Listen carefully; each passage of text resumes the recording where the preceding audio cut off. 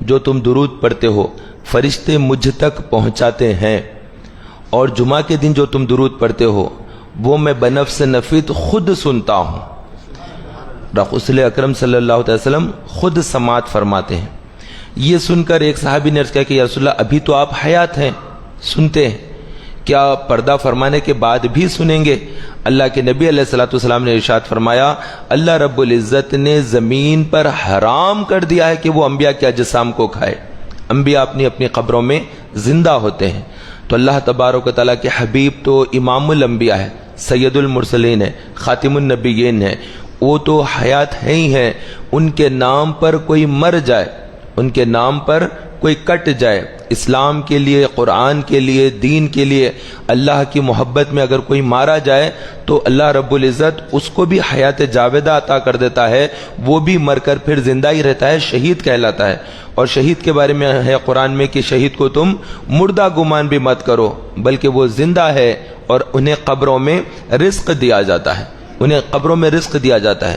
جتنے شہید ہو جاتے ہیں لوگ یہ سب اپنی اپنی قبروں میں زندہ ہیں اور اللہ تعالیٰ انہیں رزق دیتا ہے۔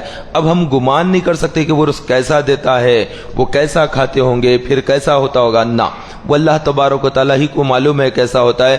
ماں کی پیٹ میں بچہ ہوتا ہے تو اس کو بھی اللہ تعالیٰ رزق دیتا ہے، تو قبر میں اگر رزق دے دے تو پھر تعجب کی کیا بات۔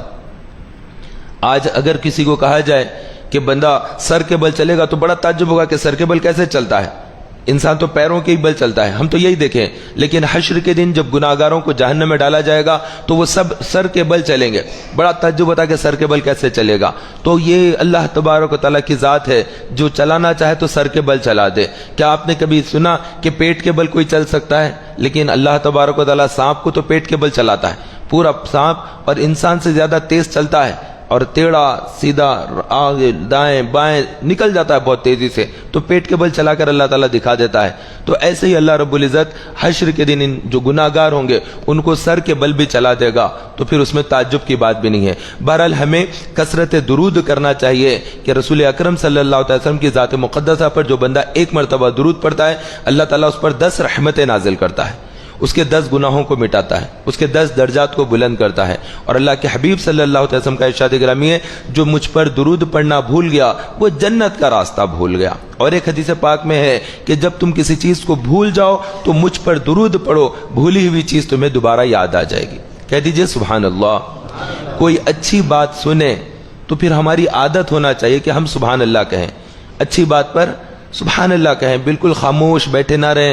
سبحان اللہ کہنا بھی رائے گا نہیں جائے گا۔ یہ جو لفظ سبحان اللہ ہے یہ اللہ تعالیٰ کی حمد ہے، یہ اللہ تعالیٰ کی ثنا ہے، یہ اللہ تعالیٰ کا ذکر ہے۔ تو ذکر اللہ بڑی نعمت ہے، تو جب تک حیات ہے زبان چلتی ہے تو اللہ کے ذکر سے اپنی زبانوں کو تر رکھیں۔ کوئی اچھی بات سنیں تو سبحان اللہ کہیں، کوئی غم کی بات سنیں تو انا للہ و انا الیہ راجعون پڑھیں، کوئی خوشخبری ملے تو الحمدللہ کہیں، کوئی غم کی بات ہو گئی، ہر ایک چیز کے لیے جو آیتیں ہیں، دعائیں ہیں، تو اللہ کے نبی علیہ الصلوۃ والسلام نے ہمیں دعاؤں کے درمیان میں رکھا ہے، ہمیں دعاؤں کے درمیان میں رکھا ہے، تو دعاؤں کا اپنا معمول بنائے، ذکر و اذکار کا اپنا معمول بنائے۔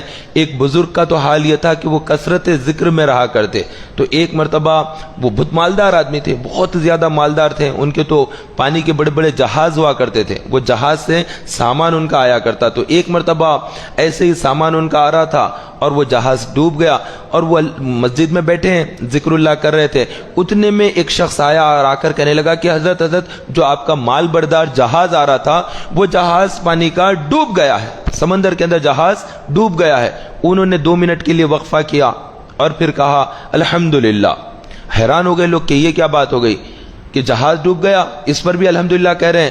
اس کے بعد تھوڑی دیر کے بعد پھر ایک شخص آیا، آ کر کہنے لگا حضرت وہ جہاز آپ کا نہیں ڈوبا، آپ کا جہاز تو سیدھا سیدھا لنگر انداز ہو گیا ہے، اس کو کوئی مشکل درپیش نہیں آئی، بلکہ کسی اور کا جہاز ڈوب گیا تھا۔ آپ نے فرمایا الحمدللہ۔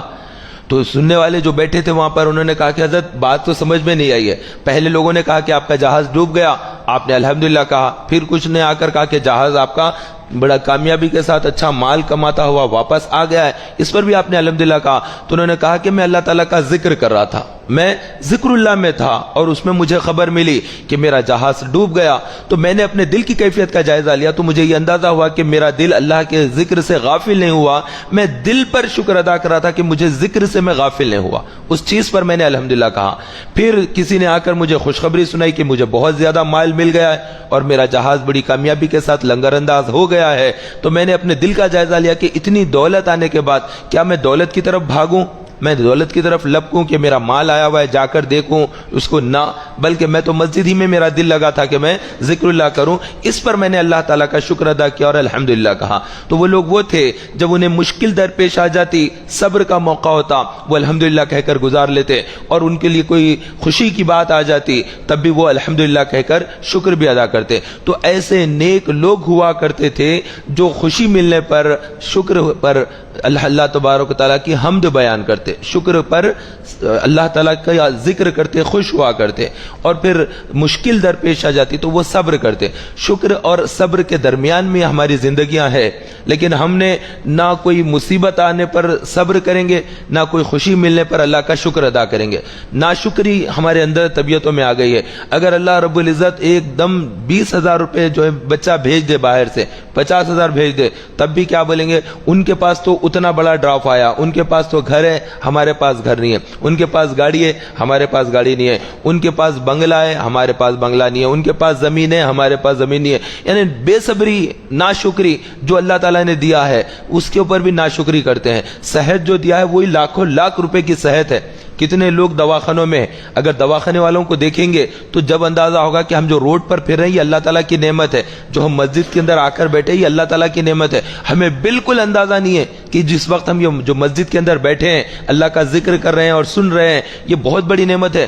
ہزاروں ہزار لوگ ہیں جو نماز پڑھنا چاہتے ہیں لیکن وہ جیل کے اندر بند ہے، نماز نہیں پڑھ سکتے ہیں، زبردستی انہیں قید کر دیا گیا ہے۔ ان کا گناہ نہیں ہے، وہ جرم نہیں کیے، وہ مجرم نہیں ہے، انہیں پھنسا دیا گیا، انہیں مشکلوں میں ڈال دیا گیا ہے، جھوٹے کیس بک کر دیے گئے، ان کے پاس وکیل کے لیے پیسہ نہیں ہے، وہ روتے ہیں، پڑھتے ہیں، تڑپتے ہیں، مطلب پھنس گئے ہیں کچھ لوگ۔ تو ان کو دیکھیں تو سمجھ میں آئے گا کہ کتنی بڑی نعمت ہے، ہم آزادی سے گھوم رہے ہیں، یہ اللہ کی نعمت ہے، لیکن ہم اس کا شکر ادا نہیں کر سکتے کیونکہ ہم بھولے بیٹھے ہیں، غافل ہیں ہم لوگ۔ ایسے ہی کتنے لوگ دواخانوں میں زیر علاج ہیں، وہ کہاں سے جمعہ پڑھیں گے، بستر پر تو جمعہ نہیں ہوتا، وہ اگر نماز پڑھنا ہے انہیں تو ظہر کی نماز پڑھنا پڑے گا۔ جو لوگ دواخانوں میں زیر علاج ہے تو وہ لوگ جمعہ نہیں پڑھ سکتے، جمعہ کے لیے شرط ہے کہ وہ مسجد کے اندر آئے، مجمع کے ساتھ ہی جمعہ جہاں پر ہوتا وہاں پر پڑھیں گے۔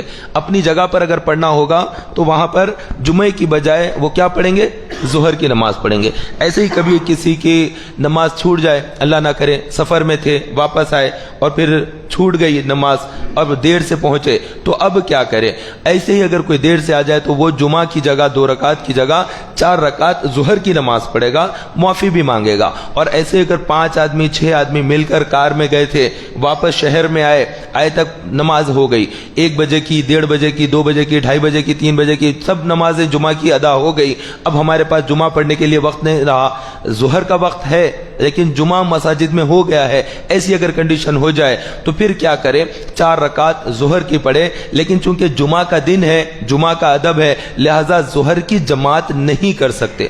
علماء نے فرمایا کہ ظہر تنہا سب اپنی اپنی پڑھ لے، اور اگر مسافرت کی حالت میں ہے، سفر کی حالت میں ہے تو 4 رکعت کی جگہ 2 رکعت نماز پڑھنا ہوتا ہے۔ جو 92 کلومیٹر کے سفر پر ہے، اپنا شہر، اپنی بستی، اپنا گاؤں، اپنی رہائش گاہ کو چھوڑ کر جس جگہ پر جا رہا ہے وہ 92 کلومیٹر کا سفر ہے تو وہ مسافرت کی حالت ہوگی۔ 4 رکعت نماز اگر تنہا پڑھے گا تو گناہگار ہوگا۔ 4 رکعت کی جگہ ظہر کی نماز، عصر کی نماز اور عشاء کی نماز 2 رکعت پڑھے گا، 4 رکعت نہیں۔ مسافر کے لیے 4 رکعت کی جگہ کتنی رکعت پڑھنا ہوتا ہے، 2 رکعت۔ سنتیں پڑھ سکتے ہیں، نوافل پڑھ سکتے ہیں، اس کے اندر کوئی حرج نہیں ہے۔ واجب نماز جو عشاء کی ہوتی ہے وہ تو پڑھنا ہی ہوتا ہے کیونکہ واجب ہے وہ چیز۔ واجب کا مطلب لازم، فرض کا مطلب وہ بہت زیادہ ضروری، انتہا درجے کی ضروری۔ تو فرض سب سے اوپر ہوتا ہے، فرض کے نیچے کا جو درجہ ہے وہ واجب ہے، واجب کے نیچے جو ہوتا ہے وہ سنت مؤکدہ۔ مؤکدہ کا مطلب تاکید والی سنت، جیسے فجر کی 2 رکعت سنت ہے، یہ تاکید والی سنت ہے۔ اس کے بعد سنت غیر مؤکدہ، جیسے عصر کی 4 رکعت ہے کہ عصر کی 4 رکعت سنت نہ پڑے گا تو بندہ گناہگار نہیں ہوگا۔ ایسے ہی نمازوں کے اندر بھی پھر درجات ہوتے ہیں، تو اس کا بھی ہم کو علم ہونا چاہیے۔ اور پھر سفر کے اندر ہے تو 15 دن کا اگر سفر ہے 15 دن کا تو پھر ہم وہاں پر مسافر ہیں، اور اگر جس جگہ پر جا کر ٹھہر گئے 15 دن سے زیادہ کے لیے جگہ ٹھہر گئے تو پھر مسافر نہیں ہوئے، وہاں پر مقیم ہو جاتے ہیں۔ تو اس چیز کے لحاظ سے وہاں جانے کے بعد پھر 4 رکعت ہی پڑھنا ہوتا ہے۔ جیسے کوئی لوگ چلے جاتے ہیں، کئی لوگ سعودی عرب جاتے ہیں جاب کے لیے، 1 سال کے لیے 2 سال کے لیے دوسرے ملک کو چلے جاتے ہیں، تو چونکہ وہاں پر 15 دن سے زیادہ دن کے لیے ٹھہر رہے ہیں تو اب وہ مسافر نہ رہے، کیا ہو گئے؟ مقیم ہو گئے وہاں پر۔ ایسے ہی کوئی اسٹوڈنٹ ہے، کسی جگہ پڑھنے کے لیے چلے گئے، جے پور چلے گئے، گلبرگہ چلے گئے ڈینٹل میں ایڈمیشن لینے، بنگلور میں چلے گئے، جاب ہے وہاں پر، 1 مہینے کے لیے 2 مہینے کے لیے وہاں پر جا کر رہیں گے، تو وہاں پر جا کر اب مسافر نہیں ہوئے۔ مسافر کب تک رہے گا بندہ؟ جب اپنا شہر چھوڑ دے گا اور پھر وہ شہر میں داخل ہو جائے گا، جب تک وہ مسافر ہے۔ شہر چھوڑنے کے بعد دوسرے شہر میں داخل ہونے تک کا جو راستہ ہے، وہ کار میں جا رہا ہو کہ بس میں کہ ٹرین میں، وہ پورا راستہ وہ مسافر ہوگا۔ اب وہاں پر نماز پڑھے گا تو وہ 4 رکعت کب پڑھے گا؟ امام کے پیچھے اگر نماز مل جاتی ہے۔ بعض دفعہ ایسا ہوتا ہے کہ ہم کسی گاؤں میں جاتے ہیں تو وہاں پر جماعت ٹھہری ہوتی ہے، امام کے پیچھے ہم نماز پڑھ رہے ہیں تو امام 4 رکعت نماز پڑھیں گے عصر کی، تو ہم بھی پیچھے 4 رکعت پڑھیں گے، لیکن امام کے پیچھے نہیں ملی، امام نے سلام پھیر دیا تھا، اس کے بعد ہم وضو کر کے مسجد میں داخل ہوئے تھے، ہم مسافر ہیں، تو ایسی حالت میں 4 رکعت کی جگہ 2 رکعت پڑھیں گے، اور اگر 2 کی جگہ 4 رکعت پڑھیں گے تو گناہ گار ہوں گے۔ یہ مسافر کے لیے نماز ہے۔ تو مسافر کی نماز الگ ہوتی ہے، جنازے کی نماز الگ ہوتی ہے، مسافر کی نماز الگ ہوتی ہے، یہ تو تہجد کی نماز ہوتی ہے، اس کا الگ حکم ہے کہ ہر چیز کا ایک الگ ہے۔ فرض ادا کرنے کے بعد پھر نفل پڑھنا ہے، نفل پہ نفل پڑھ رہے ہیں، فرض ادا نہیں کر رہے ہیں تو وہ نفل قابل قبول نہیں ہوگی۔ ان تمام چیزوں کا معلومات کا حاصل ہونا بے انتہا ضروری ہے۔ یہ معلومات نہیں ہے تو پھر ایسا ہو جائے گا کہ آدمی لا علمی میں اللہ کا ذکر بھی کرتا ہے، عبادت بھی کرتا ہے، لیکن اس کے باوجود بھی رب کی بارگاہ میں وہ قبول نہیں ہوتا۔ ایسے ہی ایک شخص تھا جو بنی اسرائیل کا تھا، جریر اس کا نام تھا، اور وہ شخص بہت زیادہ اللہ کا ذکر اور عبادت میں رہا کرتا، تو اس نے اپنے رہنے کے لیے ایک کوٹھی بھی بنا لی، ایک کٹھڑی، ایک چھوٹا سا جو ہے جھوپڑی بنا لی، اور اس جھوپڑی کے اندر ذکر کرتا تھا۔ پہلے زمانے میں اس طرح عبادتوں کا نہیں ہوتا تھا رواج، بلکہ سب اپنی اپنی عبادت الگ الگ جگہوں پر، جنگلوں میں، صحرا میں، وہاں پر ذکر و اذکار کے لیے بنا کر نیک لوگ رہا کرتے تھے۔ ویسے ہی ایک نیکوکار تھا، جریر نام تھا، بہت زیادہ شوق تھا اللہ کی یاد، اللہ کا ذکر، تو ذکر اللہ کے لیے جھوپڑی بنایا اور بستی سے الگ ہو کر وہاں پر رہنے لگا۔ اللہ کے نبی علیہ الصلوۃ والسلام کا ارشاد گرامی ہے، وہاں پر اس کی ماں ملاقات کے لیے آئی، لیکن وہ ماں کی آواز پر سوچا کہ میں جاؤں نہ جاؤں، ذکر کر رہا ہوں، ذکر میں مشغول ہو گیا۔ ماں آئی، واپس چلے گئی، دوبارہ جب ماں آئی اور اس کو پکارا جریر جریر، اور یہ اللہ کا ذکر کر رہا تھا، اس نے کہا کہ اللہ کا ذکر چھوڑ کر کیا جاؤں، نہیں گیا، ویسے ذکر میں مشغول رہا۔ ماں پھر واپس چلے گئی، اور پھر تیسری مرتبہ بھی ماں آ کر جب اس کو پکارا جریر، تو وہ اللہ کے ذکر میں ہی تھا، اس کو ذکر بڑا اچھا دکھنے لگا۔ ماں کا پکارنا اس کو پسند بھی نہیں آیا، ماں کی آواز پر اس نے جواب بھی نہیں دیا، تو ماں کو بڑا غصہ آیا کہ اندر ہے اور بیٹھا ہوا ہے، ذکر کر رہا ہے، اور میں پکار رہی ہوں تب بھی نہیں آ رہا۔ تو اس نے جاتے جاتے بددعائیہ کلمات دے دیے۔ ماں نے کہا کہ تجھے اس وقت تک موت نہ آئے جب تک کہ تو فاحشہ کا منہ نہ دیکھ لے، بس یہ کہہ کر ماں چلے گئی۔ پھر کچھ ہی وقت گزرا تھا، کچھ لوگ آئے اور فاحشہ کو لے کر اس کے پاس آ گئے، ایک قسم کی طوائف جو کسی عورت کو لے کر لائے، اور وہ عورت آ کر اس سے ملاقات کرنے لگی۔ یہ کہا کہ میں اس بات نہیں کرتا تو اس سے میں ذکر اللہ کر رہا ہوں۔ اس نے اس کو کوٹری سے اپنے نکال دیا، ہکال دیا۔ اس کے بعد پھر وہ چند دن کے بعد آئی، آ کر کہنے لگی یہ بچہ ہے، یہ بچہ جریر کا، یہ جریر اس کا باپ ہے۔ آ کر اس نے غلط الزام بھی لگا دیا، حالانکہ اس نے اس کو چھیا بھی نہیں تھا، دیکھا بھی نہیں اس کی طرف، لیکن اس نے بس ایک بددعا تھی، اس کی وجہ سے ایک نئی مصیبت آ گئی۔ اب وہ ذکر و اذکار سب چھوڑا اور چھوڑ کر لوگوں کو جواب دینے لگا کہ میں اس بچے کا باپ نہیں ہوں۔ اب وہ عورت کہتی کہ یہی ہے، گاؤں کے اندر جو عزت تھی وہ پوری عزت خراب ہو گئی، اور پھر گاؤں کے لوگ آ کر ٹھہر گئے۔ تو اس نے اس بچے سے پوچھا، اے بچے تو بتا تیرا باپ کون ہے اور یہ ماجرا کیا ہے؟ بس اللہ کا نیک بندہ تھا، ذکر اذکار کرتا تھا، بھروسہ کیا، اور یہ اس طرح سے یہ بات جب اس نے بچے سے ہی پوچھی تو دودھ پیتا شیرخوار بچہ تھا، اس بچے نے، بنی اسرائیل کے اس کمسن بچے نے بات کی اور کہا کہ یہ شخص میرا باپ نہیں ہے، میرا باپ کوئی اور ہے، لیکن میری ماں اس کے اوپر جھوٹا الزام لگا رہی ہے، اور یہ اس کے لیے جو اس کی ماں جو بددعا دی تھی وہ بددعا ہے جو یہاں پر یہ اس طرح سے رسوا ہو رہا ہے۔ تو اللہ کے نبی علیہ السلام نے فرمایا کہ اگر اس کو علم ہوتا تو وہ یہ حرکت نہ کرتا. یعنی ماں اگر پکارے تو آپ ذکر کر رہے ہیں، میں قرآن پڑھ رہا ہوں، میں نماز پڑھ رہا ہوں، نہ، آپ قرآن پڑھ رہے ہیں، قرآن رکھ دیجئے، آپ ماں کے پاس چلے جائیے. آپ نماز پڑھ رہے ہیں، نماز توڑ دیجئے، آپ اپنی ماں کے پاس چلے جائیے. وہ حکم اور زیادہ بڑا ہے، کیونکہ قرآن میں آپ پڑھ رہے ہیں، نماز پڑھ رہے ہیں، تو جس کی لیے نماز پڑھ رہے ہیں، جس رب کے لیے قرآن پڑھ رہے ہیں، وہ رب کا حکم ہے کہ تم اپنے ماں باپ کی اطاعت کرو. تو سب سے پہلے ماں کا حکم آتا ہے. تو مخلوق کے اندر جتنے لوگ ہیں اس میں جس کا زیادہ حق بنتا ہے وہ حق ماں کا ہے. آپ کی مالکن آپ کی ماں ہے، وہ آپ کی اونر ہے. وہ آپ اونرشپ کس کے پاس ہے؟ آپ کی ماں کے پاس آپ کی اونرشپ ہے. تو جو اونر ہوتا ہے وہ جو کہتا ہے اس کو نیچے والے کو کرنا پڑتا ہے. تو جہاں پر اونرشپ ہے وہاں پر جھک جانا پڑتا ہے، اور وہ آرڈر دیتے ہیں تو اس کو ایکسپٹ کرنا پڑتا ہے. اور نماز پڑھ رہے ہیں تو نماز کو توڑنا پڑتا ہے، اور ماں کا حکم آ گیا تو وہاں پر جانا پڑتا ہے. تو کیسے بدبخت ہے وہ لوگ جب ماں کا فون آتا ہے تو دیکھ کر، نام دیکھ کر بھی فون نہیں اٹھاتے ہیں. کیسے گناہگار ہے وہ لوگ. ماں آواز دیتی ہے تو اس کی بات سننے کو جاتے نہیں ہیں، وہ پکارتی ہے تو اس پر آواز نہیں دیتے، تو وہ بلاتی ہے تو جاتے نہیں، وہ سودا منگاتی ہے، جائز کام بولتی ہے تو کرنے کو تیار نہیں ہوتے ہیں. اللہ کے نبی علیہ الصلوۃ والسلام نے تو ارشاد فرمایا کہ ایسا ہوتا کاش کہ میں نماز کی حالت میں ہوتا، عشاء کی نماز پڑھتا، اللہ اکبر کہہ کر ہاتھ باندھ لیتا اور میں سورہ فاتحہ پڑھ رہا ہوتا، میری ماں مجھے پکارتی محمد، میں نماز توڑ دیتا اور اپنی ماں کے پاس چلا جاتا. تو نماز توڑ دیتے آقا کریم صلی اللہ علیہ وسلم اور اپنی ماں کے پاس تشریف لے جاتے. یہ فرمایا کہ ایسا اگر ہوتا تو میں یہ کرتا. تو یہ ہمارے لیے درس ہے، ہمارے لیے تدریس ہے، ہمارے لیے سمجھایا جا رہا ہے کہ ماں کا مقام اور مرتبہ اتنا بڑا ہے کہ اب آپ قرآن پڑھ رہے ہیں، ابھی میں ویڈیو دیکھ رہا ہوں اور ویڈیو جو ہے آگے بڑھ جائے گی، پیچھے ہٹ جائے گی، ڈسٹرب ہو جا رہا ہے، ماں پکار رہی ہے، کیا ہو گیا، کیا نادانی ہے. عورتیں ہوتی ہیں، بیٹیاں ہوتی ہیں، بہنیں ہوتی ہیں، ماں بلاتی ہے کہ ذرا پیاز کاٹ دینا تھا، ذرا گھر میں یہ کام کر دینا تھا، میں سالن بناتی ہوں تم چاول بنا لینا تھا، روٹی تم ڈال لینا تھا، میں یہ کرتی ہوں. وہ بڑی تڑاک آواز کے ساتھ جواب دے دیتی ہے کہ میں نہیں کرتی. اگر نہیں کر سکتی ہے، کوئی تکلیف ہے، کوئی مجبوری ہے، کوئی دوسرا کام ہے، تو نرمی کے ساتھ ماں سے بولے. لیکن اتنا ہنگامہ کرتے ہوئے، جھڑکتے ہوئے ماں کو نہیں کرتی ہوں بلکہ جو بچی کا بولنا ہے یہ بھی غلط ہے. تو بچی اگر غلط بول رہی ہے تو آپ جا کے تیش میں آ کے انہیں دین کے خلاف کر رہی ہے، اسلام کے خلاف کر رہی ہے، آپ جا کر وہاں پر اس پر غصہ کریں گے، پھر آپ کی ماں آپ پر ناراض ہو جائے گی. تو وہ سب چیزوں میں نہیں، اس کو اکیلے میں نرمی سے سمجھائیں. اگر بہن غلط کر رہی ہے تو بہن کو ڈانٹ ڈپٹ کریں گے، یہ دین ایسا نہیں ہے، ماں کے ساتھ ایسا بات نہیں کرتے. پھر وہ چار پرانے باتیں سنائیں گی، تم بہت ماں کی بات کر رہے ہیں، تم جب کیا کرے تھے، جب کیا کرے تھے اور جب کیا کرے تھے. پھر نیا جھگڑا قائم ہو جائے گا. لہذا کسی کو جو ہے نیکی کی دعوت دینے سے پہلے اپنا خود کا بھی جائزہ لے لے، اور دوسرا کسی کو سمجھا رہے ہیں تو اس کے اندر نرمی ہونا چاہیے.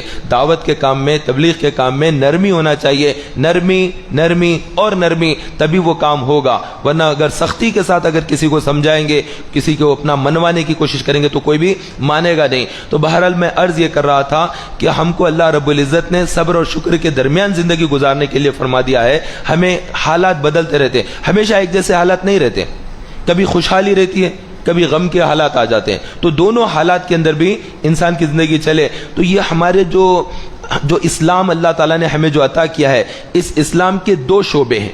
اسلام کے دو شعبے ہیں. ایک شعبہ حقوق اللہ ہے اور ایک شعبہ حقوق العباد ہے. یہ دو شعبوں کے اندر ایک جو حقوق اللہ ہے اس کے اندر نماز ہے اللہ کے لیے، روزہ ہے اللہ کے لیے، زکوٰۃ دیتے ہیں اللہ کے لیے، حج بیت اللہ کرتے ہیں اللہ کے لیے، طواف کعبہ کرتے ہیں اللہ کے لیے، غلاف کعبہ چوم رہے ہیں، جا رہے ہیں، یہ ساری چیزیں ذکر اللہ ہے، قرآن کی تلاوت ہے، یہ سب اللہ تعالیٰ کے لیے ہے. یہ حقوق اللہ ہے کہ قرآن کا حق ہے، نماز کا حق ہے، ہمارا جو بھی کعبہ معظمہ ہے وہ تمام حقوق ادا کرتے ہیں. دوسرا جو شعبہ ہوتا ہے وہ حقوق العباد ہے، بندوں کا حق ہوتا ہے. بندوں کے حق میں رسول پاک صلی اللہ علیہ وسلم کا حق ہے کہ ان پر ایمان لایا جائے، ان کی ذات پر تعظیم کی جائے، توقیر کی جائے، ان پر درود بھیجا جائے. یہ اللہ کے نبی علیہ الصلوۃ والسلام کا حق ہے. پھر والدہ کا حق ہوتا ہے کہ ان کی تعظیم توقیر کی جائے اور ان کا ریسپیکٹ کیا جائے، اور انہوں نے جو حلال بات کہی ہے، جو جائز کام کا حکم دیا ہے اس کو کرے. پھر باپ کا حق آتا ہے. تو ماں کا حق پہلے ہے، بعد میں پھر باپ کا حق ہے، اس کے بعد پھر اور لوگوں کا حق ہے. تو یہ تمام حقوق کو سمجھنا ہوگا. آپ اگر یہی سمجھتے ہیں کہ میں مسجد میں آ جاؤں گا اور میں نمازیں پڑھوں گا تو جنت مل جائے گی، یقیناً نماز کے فضائل بہت ہے، یہ سب مگر حقوق اللہ ہے. حقوق العباد اس سے بھی زیادہ اہم ترین ہوتے ہیں. آپ کے نماز پڑھنے سے، آپ کے روزہ رکھنے سے، آپ کے حج کرنے سے لوگ اسلام نہیں قبول کر لیں گے. آپ کو بہت زیادہ قرآن کی تلاوت کرتے ہوئے آپ مسجد میں بیٹھیں گے تو لوگ آپ کا مذہب نہیں قبول کریں گے. غیر لوگوں تک اسلام کو پہنچانا یہ سب سے اہم ترین کام ہے، اور وہ حقوق العباد کے ذریعے ہوتا ہے. آپ بندوں کے جب حقوق ادا کریں گے تو غیر قوم دیکھ کر کہے گی کہ یہ لوگ اچھے ہیں. آپ خوب قرآن پڑھ لیتے بیٹھو، ذکر کرتے بیٹھو، یہ تو بہت سارے پنڈت بھی اپنا کام کرتے ہیں، بہت سارے لوگ اپنی اپنی چیزیں کرتے رہتے ہیں، وہ ایک اپنا ہے شعبہ، وہ چھوڑ دیتے ہیں اس کو. آپ کا لوگوں کے ساتھ سلوک کیا ہے، آپ کا لوگوں کے ساتھ بیہیویئر کیا ہے، یہ بہت زیادہ معنی رکھتا ہے، یہ زیادہ امپورٹنس رکھتا ہے. تو اس کے اندر رشتہ داروں کے حقوق ہے. رشتہ داریاں کاٹ دی، لوگوں کے ساتھ تعلقات توڑ لیے، تو ارے وہ تو لوگ آپس میں خود خاندان والی جھگڑتے رہتے، وہ ایک ہی خاندان کے وہ لوگ ہی لڑتے رہتے ہیں، وہ کون سے صحیح لوگ ہیں؟ ارے وہی ایک ہی قبیلے کے، وہ لوگ پورا وہی کاروبار کرنے والے ہیں، وہی لوگ آپس میں جھگڑا کرتے، ان کی عزت خراب ہو جاتی ہے. ایسے ہی پھر پڑوسی ہے، ارے وہ پڑوسیوں سے آخری حسد کرتے، ان کا گھر بن رہا تو یہ ریتی کی گاڑی کیوں آئی تھی اس کے لیے جھگڑا کرے، سیمنٹ کی گاڑی آ گئی تھی اس پر جھگڑا کرے. یہ ان لوگوں کے ساتھ حسد بہت کرتے، ان کا دل صاف نہیں ہے یہ لوگوں کا، تو کہاں سے خوشی رہے گی؟ تو یہ جو حقوق ہوتے ہیں اس میں ماں باپ کے حقوق کے ساتھ پھر بیوی کے حقوق ہے، بچوں کے حقوق ہے، پھر رشتہ داروں کے حقوق ہے، بہنوں کا حق ہے، بھائیوں کا حق ہے، کہ تمام حقوق کو جو ادا کریں گے وہ حقوق العباد ہے. تو قرآن مجید میں اللہ کے حقوق کے ساتھ بندوں کے حقوق بھی بیان کیے گئے، تو بندوں کے حقوق ادا کرو. تو اتنا باپ کا انتقال ہو گیا، اب بیٹے جو ہے اس کے وراثت کی تقسیم کر رہے ہیں، تو وہ جو بھی مال چھوڑا تھا 1,00,000 روپیہ چھوڑ کے گیا، بینک اکاؤنٹ میں اس کے 1,00,000 روپے تھے مرتے وقت میں، اب وہ 1,00,000 روپے کو بانٹنے کے لیے بیٹے حق جتا رہے ہیں کہ ہم لے لیں گے، بیٹیوں کو نہیں دیں گے. اور وہ باپ کو وصیت کرنے کی توفیق ہی نہیں، اس کو علم ہی نہیں ہے کہ کیا کرنا تھا، کیا بولنا تھا، کس کے اندر کیا تقسیم کرنا، اس نے بھی کچھ نہیں کیا. اب یہ لوگ لڑ جھگڑ کے کیا کریں، بیٹے آپس میں بانٹ لیے اور بیٹیوں کو چھوڑ دیا. حرام ہے اس طرح کا پیسہ بانٹ لینا، کبیرہ گناہ ہے اس طرح سے پیسہ بانٹ لینا. باپ مر گیا ہے، بیٹے جو باپ کی دولت کو بانٹ رہے ہیں تو یہ وراثت کی تقسیم ہے، اور اللہ کی کتاب کے مطابق تقسیم کریں گے تو کامیاب ہو جائیں گے، ورنہ جہنم کا ایندھن بن جائیں گے. قبر کا عذاب ہے اس کے لیے، اور آخرت میں دردناک عذاب دے گا اس کے لیے اللہ رب العزت، جو باپ کے مرنے کے بعد اس کی دولت پر قبضہ کر لے اور بہن کو اس سے محروم کر دے. اب جب کہا جاتا کہ بہن کو کیوں نہیں دے رہے ہیں تو کہیں گا کہ نہیں، بہن کو اسکول میں پڑھائے تھے، کالج میں پڑھائے تھے، تو ان کے اوپر خرچہ کرے تھے، تو شادی کے اندر خرچہ ہوا تھا، تو تیری شادی نہیں کرے تھے کیا؟ تیرے کو اسکول نہیں پڑھائے تھے کیا؟ تجھے کھانا نہیں کھلائے تھے؟ وہ ساری چیزیں بھلا دے گا، بس کہے گا تو بہن کے اوپر جو خرچہ ہوا وہ گنائے گا. تو بہن کے اوپر باپ نے خرچ کیا ہے، زندگی میں جو خرچ کیا اس کا حساب کوئی نہیں لے سکتا. باپ جتنا چاہے خرچ کر دے، جتنا چاہے پڑھا دے، جتنی مہنگی چاہے شادی کر دے، 1,00,000 روپیہ شادی میں خرچ کر دے، 10,00,000 روپے کی بیٹی کی شادی خرچ کر دے، اس سے تیرا کوئی سروکار نہیں ہے. اب مرنے کے بعد جو باقی رہ گیا وہ وراثت ہے، وہ ورثہ کے اندر تقسیم ہونا ہے. اس میں کوئی جھپٹا نہیں لے سکتا، کوئی زیادہ نہیں لے سکتا، کیونکہ مرنے کے بعد وہ شخص کی لاش پڑی ہوئی ہے. اب اس کا مالک کون ہے اس کے مال کا؟ اللہ. اب کوئی اور مالک نہیں ہے، اس کے مال کا مالک خود اللہ ہو گیا ہے. اب اللہ جب مالک ہو گیا ہے اب وہ تقسیم کرے گا، کیونکہ مالک مال کا کون ہو گیا ہے؟ اللہ ہو گیا ہے. اس کی کتاب کے ذریعے کرے گا. وہ اس نے کتاب میں فرما دیا بیٹوں کے لیے 2 حصے، بیٹی کے لیے 1 حصہ. تو اس کا مطلب یہ ہوا 2 بیٹے ہیں، 2 بیٹیاں ہیں، تو دونوں بیٹوں کو 40,000 ہزار ملے گا اور دونوں بیٹیوں کو 20,000 ہزار ملے گا، کیونکہ 1 حصہ بیٹی کا ہے اور 2 حصے بیٹے کے. اس طرح سے مال کی تقسیم ہوگی. نہیں پورا کا پورا بیٹیوں کو نہیں دوں گا، 20,000 بھی نہیں دوں گا، 40,000 کے ساتھ 20,000 وہ بھی لے لوں گا، اس کا بھی چھین کر 60 میں کھا جاؤں گا، اور میرا بھائی ہے وہ بھی 60 کھا جائے گا، اور دونوں بہنوں کو بھی 20,000 نہیں دیں گے، محروم کر دیں گے. حرام ہے اس طرح سے بیٹیوں کو نہیں دینا. تو اگر بیٹیوں کو نہیں دیے تو باپ نے یہ گناہ کیا ہوا ہوگا. اگر غور کریں گے وراثت کی تقسیم میں، آپ کے پھوپھیوں کا مال کھا کر حرام ذریعے سے آپ کو پالا ہوگا. آپ کا باپ ہی ہے لیکن اس نے حرام کام کیا ہے، وہ حرام خوری کر چکا ہے، کیونکہ اس نے بہنوں کا حق مار دیا، دادا کی جائیداد کے اوپر اس نے قبضہ کر لیا. اس نے نہیں کیا تو اس کے بڑے نے کیا. اس طرح سے یہ چیزیں ہوتی ہے. تو یہ جو حقوق ہے جب یہ پامال کر دیے جاتے ہیں تو اللہ رب العزت ناراض ہوتا ہے. تو بہنوں کا جو حق بنتا ہے وہ حق ادا کرنا ہے. بھائیوں کے کیا حقوق ہے، پھر پڑوسیوں کے کیا حقوق ہے، رشتہ داروں کے کیا حقوق ہے، یتیم کا کیا حق بنتا ہے، کس کے ساتھ کیا سلوک کرنا ہے، بیواؤں کے ساتھ کیا رحمت والا معاملہ کرنا ہے، یہ تمام چیزیں ہیں. ہم نے بیواؤں کا کوئی وہ لحاظ نہیں، غریبوں کا کوئی خیال نہیں، یتیموں کا کوئی خیال نہیں، کس کن سے کیا مل سکتا ہے، جھوٹ بولو، غلط کرو، پیسہ جمع کر لو۔ یہ پیسہ کام قبر میں نہیں آئے گا، قبر کے اندر ایمان لے کر جانا ہے۔ اور یہ تمام بے ایمانیاں کر کر جو پیسہ حاصل کرتے ہیں، کسی کی دکان پہ قبضہ کر لیے، نہیں ان کے پاس ڈاکومنٹ نہیں ہے، میرے پاس ڈاکومنٹ ہے، وہ لائٹ کے بل کا یہ کرایا تھا، اس کا یہ کرایا تھا، دھوکہ دیا تھا، یہ کیا تھا، اب میں قبضہ کر لوں گا، اور کچھ بولیں گے تو میرے پاس کورٹ کے بھی پاس جانے کا راستہ ہے، وکیل بھی کر سکتا ہوں۔ اور غنڈے قسم کے آوارہ جو موالی ٹائپ کے لوگ رہتے، لیڈر ٹائپ کے لوگ رہتے، وہ لوگوں کے ساتھ دوستیاں رہتی ہے، لیڈروں کو لے کر آ کے زمین پہ قبضہ کر لیں گے۔ کرایہ دار تھے لیکن پورا کا پورا مالک کے مکان بن گئے، جا کے ڈاکومنٹس چینج کرا لیے، یہ سب حرام ہے۔ اور جو اس طرح سے کسی کی زمین کے اوپر ناحق قبضہ کر لے گا تو اللہ تبارک و تعالی حشر کے دن یہ جتنی ساتوں طبق ہوتے، جتنی زمین کا قبضہ اس نے کیا ویسے ساتوں طبق اس کے اوپر ڈال دے گا، اور وہ اس کا بوجھ نہیں اٹھا سکے گا، وہ اتنا زیادہ عذاب میں اللہ تعالیٰ اس کو مبتلا کر دے گا۔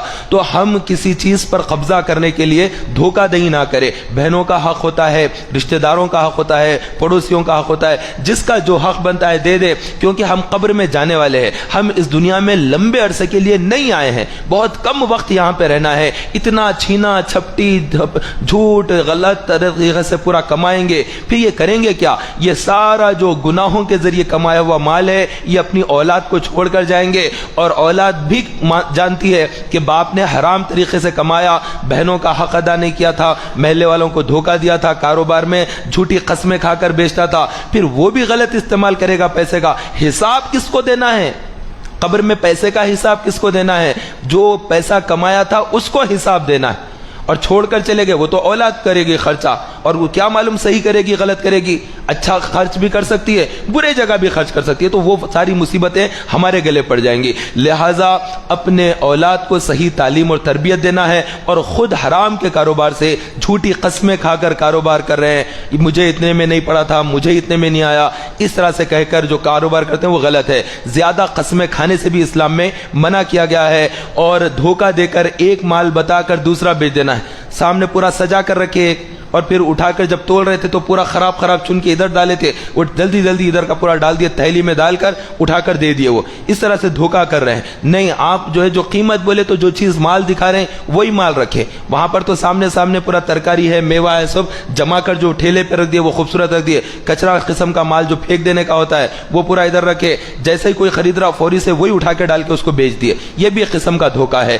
یا پھر جھوٹی گواہی دے کر پیسہ کمانا حرام ہے، اس طرح سے جھوٹی گواہی دینا، لعنت ہے ایسے لوگوں پر جو کورٹ کے اندر جا کر جو نہیں دیکھا اس کو کہتے ہیں کہ میں نے دیکھا ہے، اور جو دیکھا ہے اس کو کہتے ہیں کہ نہیں مجھے نہیں معلوم، نہیں دیکھا ہے، تو یہ کبیرہ گناہ ہے۔ تو جھوٹی گواہی دینے والوں پر اللہ تعالیٰ کی لعنت ہے۔ تو یہ سودی کاروبار کرنے والوں پر اللہ کی لعنت ہے۔ تو سود کا کاروبار کرتے ہیں اور کہتے ہیں کہ نہیں میں بزنس میں پیسہ انویسٹ کیا ہوا ہوں، ارے بابا کہاں کا بزنس، کہاں کا انویسٹ؟ آپ سودی کاروبار کرتے ہیں، آپ پکے سود خور ہیں، آپ 50,000 1,00,000 روپیہ وہاں پر دے کر ہر مہینہ 5,000 روپے لیتے ہیں، اور میں انویسٹ کیا ہوا کہتے ہیں۔ جہاں پر انویسٹ کرتے ہیں وہاں پر نفع اور نقصان دو بھی ہوتا ہے، کوئی بھی دکان ہو، کوئی کارخانہ ہو، وہاں پر فائدے کے ساتھ نقصان بھی لگا رہتا ہے۔ اگر دکان لی ہے تو دکان ڈوب سکتی ہے، جل سکتی ہے، مال چوری ہو سکتا ہے، نقصان کا اندیشہ رہتا ہے دکان کے اندر۔ لیکن آپ جو 1,00,000 روپیہ دیے ہیں اور اس کے اوپر 5,000 4,000 روپے لے رہے ہیں، اس کے اندر آپ یہ کہاں دیکھ رہے ہیں کہ دکان کا فائدہ اور نفع اور نقصان؟ نہ، اس سے کوئی سروکار نہیں، ہر مہینہ مجھے یہ اماؤنٹ آ جانا،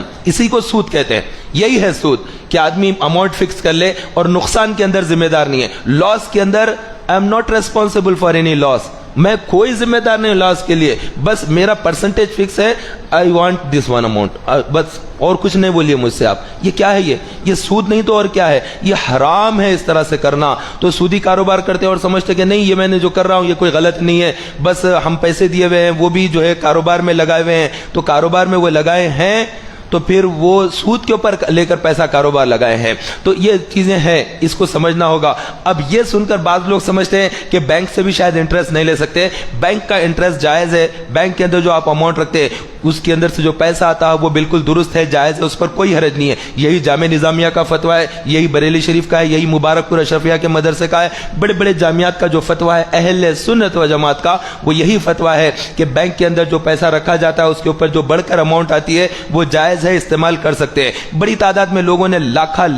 روپیہ ڈال دیا بینکوں میں، اور اس کے بعد جو انٹرسٹ آتا وہ نہیں لیتے، چھوڑ دیتے وہ انٹرسٹ، اور وہ انٹرسٹ پھر غلط جگہوں پر چلے جاتا ہے، گورنمنٹ کے دوسرے اداروں میں جاتا ہے، پھر دوسروں کی فلاح فلاح بہبودی کے لیے چلا جاتا ہے. اس طرح پیسہ ہرگز ہرگز بینکوں میں نہ چھوڑے. جو آپ نے بینک میں پیسہ رکھا اس پر جو انٹرسٹ آتا, آپ کا فتویٰ یہی ہے کہ آپ استعمال کر سکتے ہیں. فتویٰ یہ ہے کہ آپ اس کا پیسہ استعمال کر سکتے ہیں. اگر آپ بہت زیادہ متقی ہے, پرہیزگار ہے, کوئی نماز آپ کی جماعت کے بغیر نہیں ہوتی ہے, پانچوں وقت جماعت کے ساتھ پڑھتے ہیں, آپ تہجد کی نماز بھی پڑھتے ہیں, آپ بڑے نیکوکار ہے, کوئی بھی گناہ نہیں ہوتا ہے, آپ بہت زیادہ متقی ہے, تو وہ پیسہ میں استعمال نہیں کرنا چاہتا, ٹھیک ہے, وہاں سے آپ لیجئے, کسی غریب کو مسکین کو دے دیجئے, بغیر ثواب کی نیت کے دے دیجئے, لیکن وہاں پر مت چھوڑیے. تو تقوی الگ چیز ہوتی ہے, فتویٰ الگ ہوتا ہے. ہم امام اعظم ابو حنیفہ رضی اللہ تعالیٰ عنہ کے ماننے والے, ہم اہل سنت و جماعت ہے, ہم حنفی ہے. امام اعظم ابو حنیفہ رضی اللہ تعالیٰ عنہ بہت بڑے عالم دین ہوئے ہیں, ہم ان کی تقلید کرتے ہیں, ہم ان کے مقلد ہیں. وہ ہمارے امام, وہ ہمارے پیشوا ہیں جنہوں نے رسول اللہ صلی اللہ علیہ وسلم کے زمانے کو قریب سے دیکھا ہے. تو امام اعظم رضی اللہ تعالیٰ عنہ ابو حنیفہ, میں ان کی مزار پر گیا ہوں, بغداد معلیٰ میں ان کا مزار ہے. بغداد معلیٰ میں حضرت غوث اعظم دستگیر رضی اللہ عنہ کا بھی مزار پر انوار ہے. تو وہ امام اعظم رضی اللہ تعالیٰ عنہ بہت زیادہ متقی, بہت زیادہ پرہیزگار. ان کے تقوی اور پرہیزگاری کا عالم یہ تھا کہ ایک مرتبہ نماز جنازہ پڑھائے مسجد کے اندر, پھر لوگ لے کر گئے قبرستان, تو قبرستان کو بھی گئے میت کے ساتھ, اور سخت دھوپ تھی. دھوپ میں سب لوگ کیا کرے, ایک دروازے کے قریب میں ایک دیوار کے چھاؤں میں آ کر ٹھہر گئے. تو آپ دیوار کی چھاؤں میں نہیں ٹھہرے, دھوپ میں کھڑے رہے. لوگوں نے کہا کہ حضرت دھوپ میں کیوں کھڑے, یہ دیوار کے سائے میں آ جائیے, یہ گھر کے بازو میں ٹھہر جائیے. تو آپ نے فرمایا کہ نہیں, میں یہیں پر ٹھیک ہوں. کہا کہ کیوں اپنے آپ کو تکلیف میں ڈال رہے ہیں, آپ چھاؤں میں آ جائیے. تو فرمایا کہ یہ جو گھر والا ہے اس کو میں نے کچھ پیسے ادھار دیے ہوئے ہیں, اگر اس کی چھاؤں لوں گا تو کہیں سود میں داخل نہ ہو جائے کہ اس سے نفع اٹھایا تھا اس کے گھر سے, اس لیے میں پرہیز کرتا ہوں. تو ایسے متقی ہوئے ہیں امام اعظم ابو حنیفہ رضی اللہ تعالیٰ عنہ. ایک مرتبہ امام اعظم مسجد کے اندر آئے تو ایک شخص آیا, آ کر کہا یہ دیکھو کبوتر نے بیٹ کر دیا ہے. کبوتر جو ہے اڑتے اڑتے بیٹ کر دیا, وہ ان کے بدن پر, آدمی کے کپڑے پر گر گئی. تو اس نے آ کر امام اعظم سے کہا اس کا کیا کروں. فرمایا کہ اس کو جھٹک لو, نماز پڑھ لو. تو اس نے جھٹک لیا, نماز پڑھ لیا. اس کے بعد پھر جب واپس جا رہے تھے, نماز ختم ہوئی جا رہے, تو پھر ایک کبوتر نے امام اعظم کے کرتے کے اوپر اس نے بیٹ کر دی. تو آپ وہ لے کر پانی سے دھوتے جا رہے ہیں, اس کا رنگ بھی نکل گیا, تب بھی صاف دھوتے جا رہے ہیں. وہ شخص دیکھ کر کہنے لگا, اے امام, جاتے وقت بیٹ مجھ پر کر دیا تھا ایک پرندے نے, میں جب پوچھا تو آپ نے کہا کہ اس کو جھٹک دو, نماز ہو جائے گی, اور پھر جب آپ کے اوپر کر دیا تو آپ اتنا دھو رہے ہیں اور مجھے یوں کہا اور آپ ایسا کر رہے ہیں. تو فرمایا تم نے جو پوچھا تھا وہ فتویٰ ہے, اور یہ جو عمل کر رہا ہوں یہ تقویٰ ہے. یہ دیکھو فتویٰ کیا ہوتا ہے اور تقویٰ کیا ہوتا ہے, دونوں کا فرق بتا رہا ہوں. تو لوگ جب مسئلے مسائل پوچھتے ہیں, کوئی بات پوچھتے ہیں, تو ہم ان کو فتویٰ بتانا ہوتا ہے کہ بھئی اس کے اوپر جائز ہے, آپ اس کو جھٹک لیں, نماز ہو جاتی ہے. تو تقویٰ, باریکی, متقی, پرہیزگاری کی جو باتیں ہیں عوام کو بولیں گے تو وہ بڑے گھبرا جائیں گے, سب کے ایسا کیسا ہے. تو اس طرح سے جو بینک کا جو پیسہ ہے, میں بولنا یہ چاہ رہا تھا کہ جو بینک وغیرہ کے اندر ہم لون لیتے ہیں, بینک سے لون لیتے ہیں, یا کسی کو موٹر سائیکل خریدنا ہوتا ہے تو وہ موٹر سائیکل ڈائریکٹ جا کر نہیں خرید سکتا ہے. 1,00,000 روپے کی موٹر سائیکل ہے, اس کے پاس اتنے نہیں ہے, 25,000 روپے ہے, تو وہ 25,000 روپے اسپاٹ پیمنٹ کر دے گا انیشیل, اور اس کے بعد 75,000 جو ریمیننگ ہے وہ کیسے پیمنٹ کرے گا. وہ کسی سے جو ہے کمپنیاں وغیرہ بینکوں کے اس طرح سے رہتے, وہ لوگ ادھار کر دیتے ہیں, 10 مہینے, 5 مہینے, 12 مہینے, 1 سال, اس طرح کچھ نہ کچھ رکھ دیتے ہیں مدت. اتنے مہینوں میں وہ انسٹالمنٹ پے کرتے جانا ہوتا ہے. تو وہ جائز ہے, اس میں کسی قسم کا گناہ نہیں ہے. شریعت مطہرہ میں اس پر کوئی گناہ نہیں ہے کہ آدمی اس طرح سے بینک کے اوپر سے پیسہ لیا ہے, یا کار کا لون لیا ہے, گھر پہ لون لیا ہے, زمین کے اوپر لون لیا ہے, تو بینک سے لون لے سکتے ہیں, اور اس کے اندر جو انٹرسٹ ہوتا ہے وہ جائز ہے, اس کے اوپر کوئی حرام کا فتویٰ اس کے اوپر نہیں ہے. بڑی تعداد میں لوگوں کو نہیں معلوم ہے. کسی مسلمان سے پیسہ لیا, اس پر پیسہ ایکسٹرا دے رہا ہے, یہ سود ہے اور یہ حرام ہے. تو یہ سود کا لینے والا بھی جہنمی ہے, سود کا دینے والا بھی, کیونکہ اللہ کے نبی علیہ الصلوۃ والسلام نے ارشاد فرمایا, سود لینے والے پر اللہ کی لعنت, سود دینے والے پر اللہ کی لعنت, سودی کاروبار کو لکھنے والے پر بھی اللہ کی لعنت, اور سودی کاروبار کا جو بندہ گواہ بنتا ہے اس گواہ پر بھی اللہ کی لعنت. یعنی چاروں قسم کے لوگوں پر اللہ کی لعنت ہے. تو بہرحال یہ باریک باتیں تھیں, جو ضروری باتیں تھیں, آپ کی خدمت میں عرض کیا ہے. اللہ تبارک و تعالی ہمیں حقوق اللہ کے ساتھ حقوق العباد کو اچھے طور پر ادا کرنے کی توفیق عطا فرمائے. آمین بجاہ نبی الامین و صلی اللہ